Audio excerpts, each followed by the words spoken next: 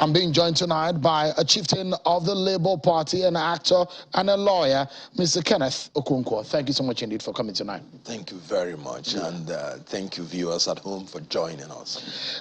Let's begin the conversation on the development. You saw the report on the arrest of one person that has well over 100 PVCs in Sokoto, and the investigations are going on where he got it and the details around what he made with it, and of course the conversations that came up yesterday on what INEC discovered about some bad eggs in the commission who were engaged in multiple registration. Let me get your view on that development.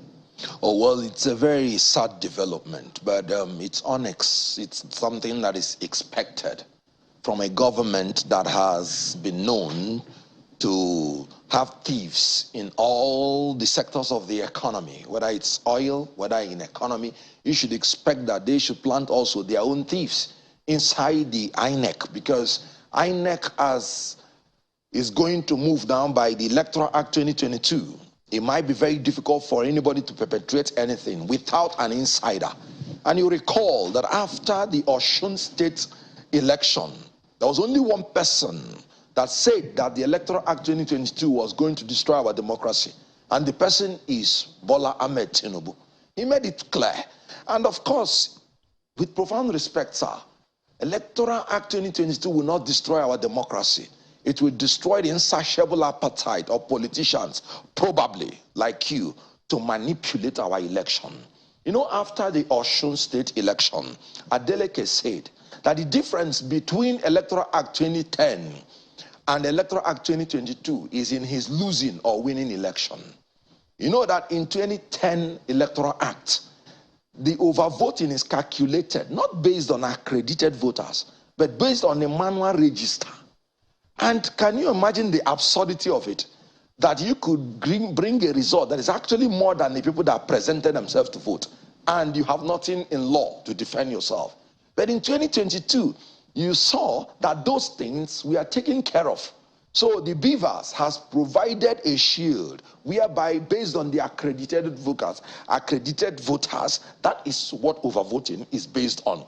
So the politicians now know that it is difficult to maneuver these things, and they are now planting their own people inside INEC so that they can operate from. Are you worried about that scenario? Very worried. But because INEC says that they are going to deal decisively with these people who have been caught in this act. You know, INEC, with profound respect, can only express their wish, but their wish cannot be their command. When they are not in charge of the instruments of coercion, in other words, the instrument of enforcement of laws, they are not in charge of the judiciary. So they can only express their wish, but it's only eternal vigilance of Nigerians that will stop all these shenanigans of failed politicians who know that they have failed come 2023, but who are trying by all means to manipulate the process. 2023 is not going to be an election like any other. And that is why every Nigerian should be eternally vigilant. The INEC can only express. What bites do they have? They don't have any power over the police. They don't have any power over the judiciary. So I sympathize. But do you trust that INEC would deliver on the promise of a free and fair election? Professor Mahmood is the only INEC chairman that has the fortunacy to be appointed for the second time from my adult age, meaning that there is reasonable confidence in him that he has an intention to deliver. But the intention can only materialize if he is given the adequate support from the state. So if you say intention, fine. If you say wish, fine. If wishes were horses, beggars will ride. So Nigerians should not rely on the promises, wishes, or aspirations of INEC. They must move ahead to supervise vigilantly whatever is going to happen to make sure that the 2023 election is delivered. You seem to be very quick in pointing accusing finger at the ruling party APC about some of what have been discovered. Are you saying that there are no bad eggs within your party? They are thinking of maneuvering the process? Because there are politicians. Politicians are not only in the APC or PDP. Your party, you are a politician. Yes. Are you saying that there are no, it's in only your party that you have saints? All right. The monkey said he's carrying his child at the back and cannot vouch whether he will pick apple from his back. What I'm saying is, don't give any politician benefit of doubt, whether the person's name is Kenneth Okonkwo or another person. You're not going to vote for a pope. You're going to vote for a president. What I'm saying is, INEC should not give any politician any benefit of doubt. Go in there, do what you're supposed to do, and whenever any politician wants to do anything that is untoward, take him out. How do you do this without the law? I mean, there are those who have agitated for the Electoral Offences Commission in that sense, a law that permits a body that will be able to prosecute electoral offenders adequately. You know, the problem we have in Nigeria is when a committee is not performing well, the first thing that comes to mind is to set another committee to check what that committee is not doing. We had ICPC, and we said they're not performing well. We formed EFCC. I want to let you know, if you like, set 100 commissions. If the attitudinal change and revolution does not come in, if the issue of integrity does not come in, the same virus that is in one will quickly go into another. And that is not saying that we do not need an electoral offences commission or tribunal, but it is saying that it is not going to succeed if the same attitude to what we are doing now will enter into it. There is no law that we do not have that can take care of our problems in Nigeria. But the issue is the issue of integrity, character, and attitude. So whatever we are going to do, and I say, like I said, with all due respect, we may need it, but we will be duplicating incompetence and incapability if our attitudes do not change. A lot of people have critically analyzed the electoral law and says, look, it has really provided for us a system that can give us a good election if people abide by it. Yes. And I see that a lot of Nigerians are also very vigilant. They're following the process. But I'd like to ask you, a very big question mark over our election in the last few years is the issue of money politics, vote buying. Does your party, the Labour Party, with Peter Obi leading the guard in your party, holding the flag of your party, do you have what it takes to be able to stand shoulder to shoulder with the so-called bigger political parties money-wise? Well, first of all, we have this, our slogan, we don't give shishi. And it's a slogan that the Nigerian people gave to us. We did not even say it. It was the obedience that came up with that slogan. And what it means is that Nigerians are not going to succumb to the blackmail of vote buyers. They are tired. I've given you an example of my friend from Kebbi State, Comrade Dasama. He said the mother died and they told him he should not come home because of terrorists. His sister, the elder sister, died and they told him he shouldn't come home because terrorists will kill him. And he said, after that, he discovered that no more. He has been voting tribe, he has been voting religion, but now he wants to vote for his freedom. That in 2023, he will no longer do that. So the people that have been selling their votes before now, they want to vote for their freedom. So money is not going to play a lot of influence in 2023. The obedience have made up their mind that they will not give shishi, and they don't accept shishi. Are your obedience enough to give you the kind of victory you envisage? Every Nigerian is obedient. Do not ask me. Do not take my words for it. Take the words of Governor Baseke. who confess that they are obedient in his own family. Take the words of some spokespersons of the other parties who scream that some of their staff are obedient. But the same Governor Obaseki said that the steam of the Labour Party will soon fizzle out. What do you want him to say in front of his presidential candidate when he is doing his campaign? Go and ask him again, and he will tell you that if there is anybody that his team has been extinguished completely, is that of Atiku Abubakar, who, of course, should have been disqualified by now by going to the north and making a genocidal statement that Northerners should vote for North only. This was what caused genocide in Rwanda, when Hutus were told that they should not support Tutsis because they are cockroaches. Atiku Abubakar went to the north and said Northerners should support only the people from the north, not Yoruba, not Igbo. That is ethnic profiling. That's genocidal statement. Atiku knows he has failed. What he's trying to do now is to make sure he destroys our democracy after he has failed. And he should be called to order. INEC should be implementing Section 97 of the Electoral Act now on Atiku, because that's a criminal offense, trying to profile ethnic and religious groups. So it is Atiku Abubakar that I've always said he is very unfit to be president, and not only that he's unfit, he is now a threat to our democracy. It is him that when he launched his own campaign in Akwa Ibom, all of them were obi-centric. All of them were obedient. What other evidence do you want me to say? They were singing the redemption song Obi Kererenke in the flag off of PDP campaign. Where do you want to go and you won't see obedient? If I sample the people walking in this your studio, you just be shocked. That even inside the heart of Shehu Kimbaloye, he may just be obedient. In his heart, you're entitled to your thoughts. You may not just tell me.